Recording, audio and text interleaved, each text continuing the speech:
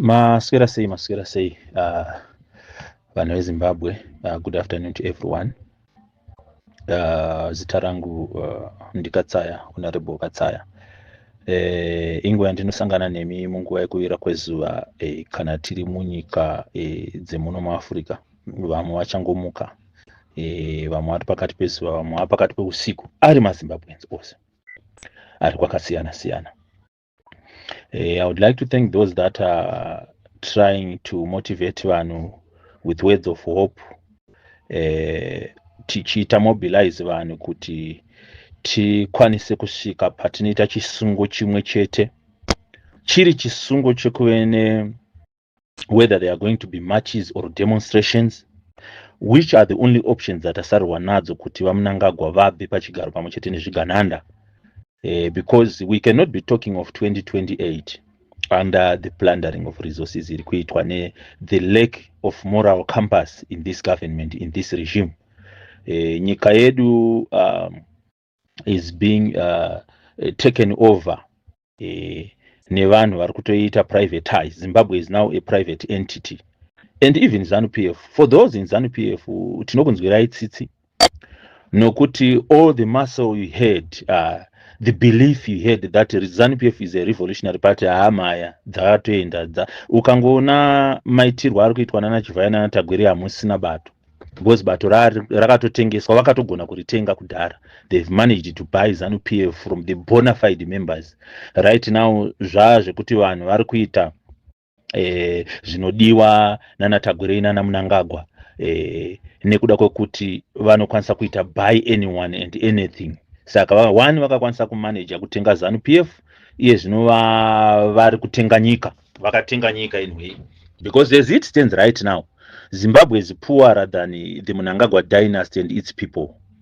The people around Mnangagwa, that's why they are flashing cars to every Jack and Jill, like zvataura my brother General Stole, kuti munhu anotopirwa motikari GD6 yekuintroduce a new word in the Shona vocabulary.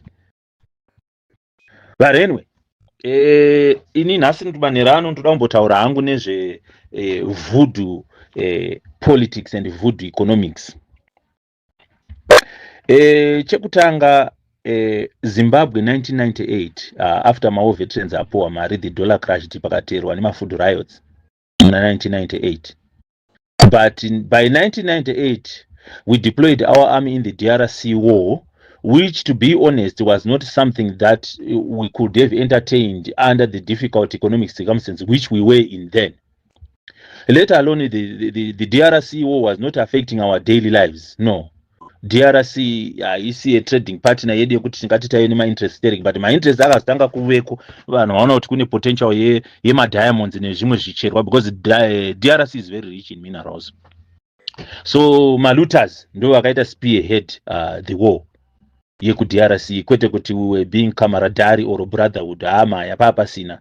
Yes, mukabaiwirana na Kabila, but to be honest,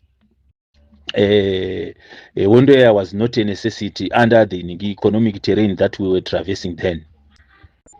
So izvo shows kuti vanhu were not prioritizing ma concerns emaZimbabweans or my interests emaZimbabweans at home. They were concerned about their political standing, grandstanding. They were gallivanting, but at the expense of the people's lives. So you would find kuti over the years, ZANU-PF has made a lot of economic blunders, and unotoshaya kuti but team iri rinombonyatso kufunga rine kufunga chako kunofanira kufungwa. For example, when a whole presidency and a whole cabinet end up believing kuti purified diesel rinobuda padombo, dhinometa mavhunga debacle, vanobhiliva kuti diesel rinobuda padombo, purified diesel, mune ma scientists mune chi, it shows kuti this is voodoo economics. Hapana zvinhu zvekuti that was the lowest that a whole government could go. But you would find they did not stop there, because over the years vakambouya nenyaya yemapotatoes emasaga, vakatanga kuti rimai mapotatoes, ani mari mumasaga mapotatoes, akatanga kuadvertiswa pa TV, pa radio. trying to divert attention yevanhu muzvinhu zvisina kana nebasa. That's how cruel these people are. Kungamboya Jatrofa, ye Jatrofa rakazoda irimai Jatrofa namai mujuru vachimhanya vachipengereka. Oshauti, but timu iri rikunyatso kuti tungamira munyika, brain chaidzo dzirimo here. Common sense. Azvishokwadi common sense is not that common. Kukambounzwa nyaya yezviuta. Mazaya ezviuta zvazodano zvinozorapa zvakadano. Zvinhu zvacho ukaona kuti hazvina brain ka, zvinongoti bvu. Zvoita noise, zvoita mbiri for a very short period. Patorwa back. Zvekuti tichazonyatso kuita proper investigations kana genga iri rabva ka. Kuti tichazokuona but zvaimbonyatso kuitika apa zvizhi chaizvo. Uye mazaya zviuta zvacho zvakazoenda nekupi? You just wonder, they'll be wasting our time. Nguva ichitoenda ivo vachiba. So economically, ZANU-PF has never been responsible for upgrading Zimbabwe. The fact that it took so long for Zimbabwe to go down to the extent that it has gone is a clear manifestation that Smith had built a very strong economy over the years, the sanctions in ZANU. But otherwise, we have run down Zisco Steel, we have run down Air Zimbabwe, we have run down National Railways of Zimbabwe, we have run down a number of institutions that were left over by Ian Smith, and they are just empty carcasses, white elephants, that are now a burden to us. Zupuko was run down.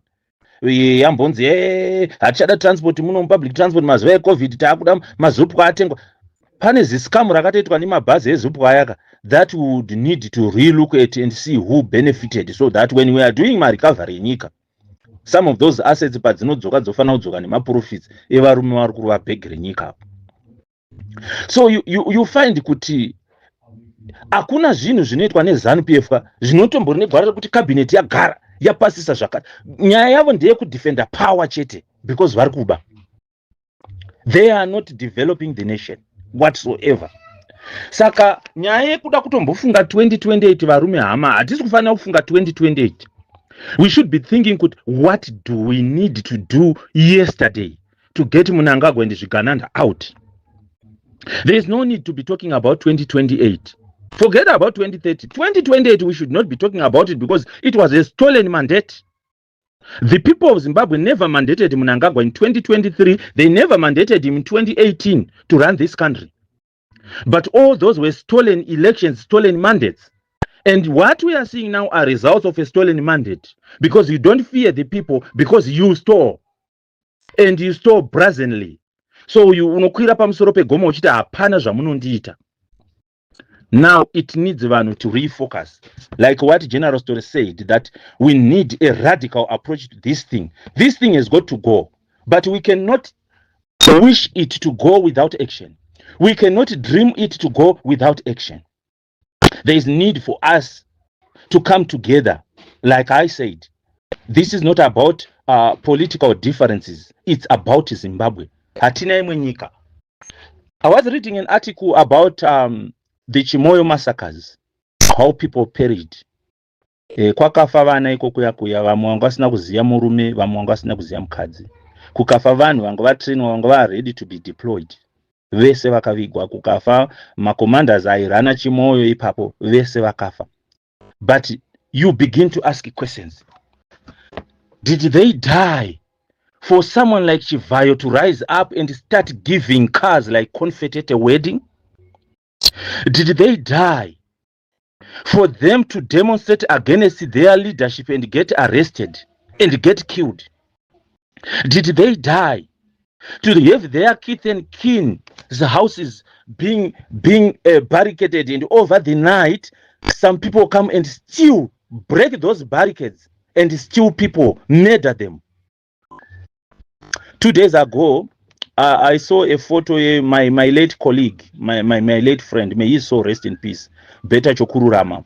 He was one of the people wakauraiwa muna 2008 election rerun. When I saw him, you know, Zimbabwe doesn't deserve this. We don't deserve the Zimbabwe we are living in. People leaving Zimbabwe in droves like we are in a war situation because nothing is moving. Transport sector is destroyed. Health sector is destroyed. Education is destroyed. And in its place, there are people who have stolen enough money to be flashing and smiling to cameras, giving away cars. Kune vanhu, like people shouldn't work and buy their own cars. Are we all waiting to be given cars? No, we want to work. We definitely want to work.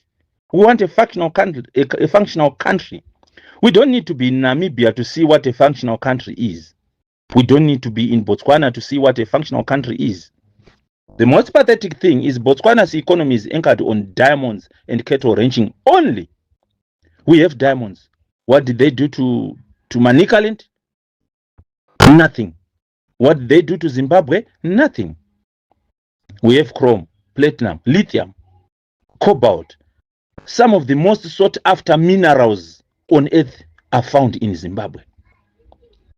But Zimbabwe is a country where hospitals don't have paying ease.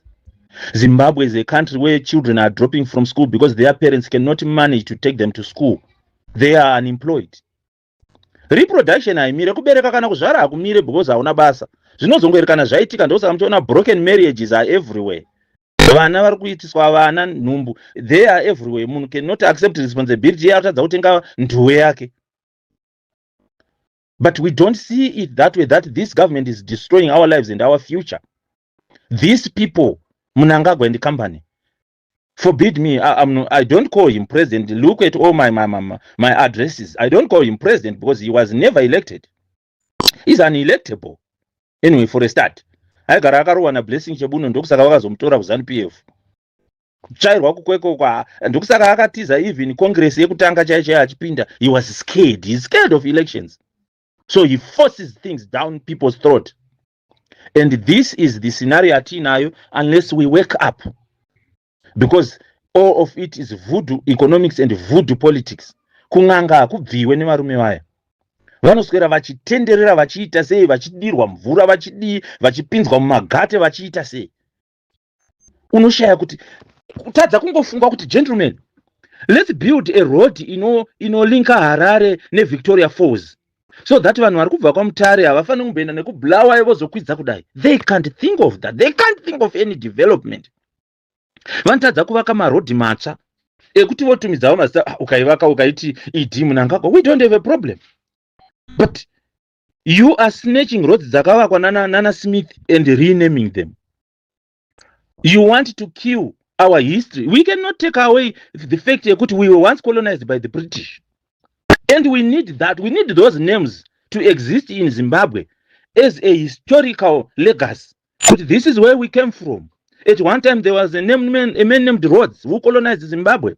We need to know, okay, during that time, there was a queen named Victoria. There was this and that. We need to have those names. Build new things and name them after your own heroes. There's a secret isingazikanwa nemaZimbabweans. Andrew Fleming Hospital, which was later renamed Parenyatwa, in a trust fund in Mari UK. But one of the conditions for the money is to be always availed to the hospital was it remains with the name Andrew Fleming. But Anna Bob, because they can't build new hospitals, they named it after Parenyatwa and those funds were closed.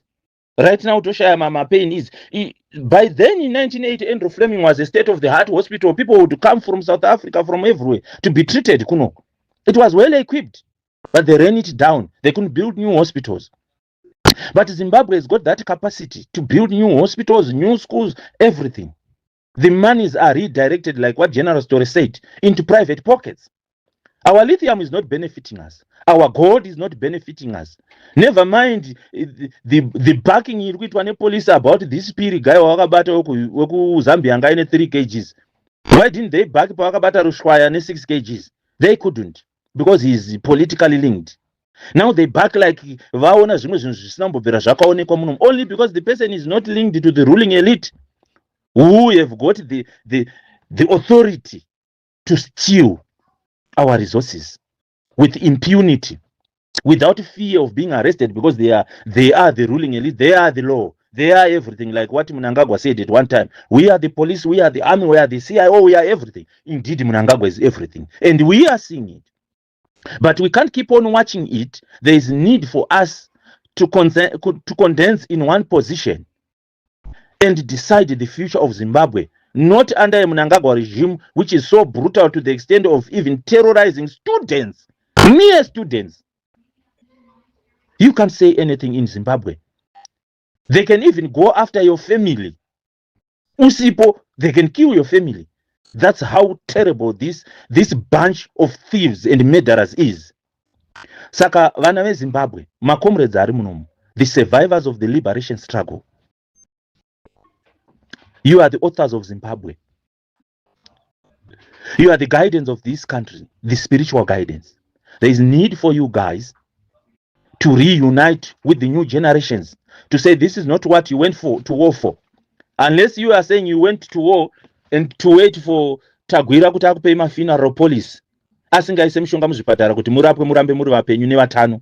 Achida kuti mukurumidze kufa, he denies zvipatara mishonga but gives you mafuneral police. We need to unite as Zimbabweans and say this is enough, we can't take it anymore. We can't still be exporting every energetic child out of the country. Kuti vanoita manual jobs muma restaurants kunana South Africa, vanoita manual jobs ekukwesha misana yechembere kunana New Zealand nekunana UK.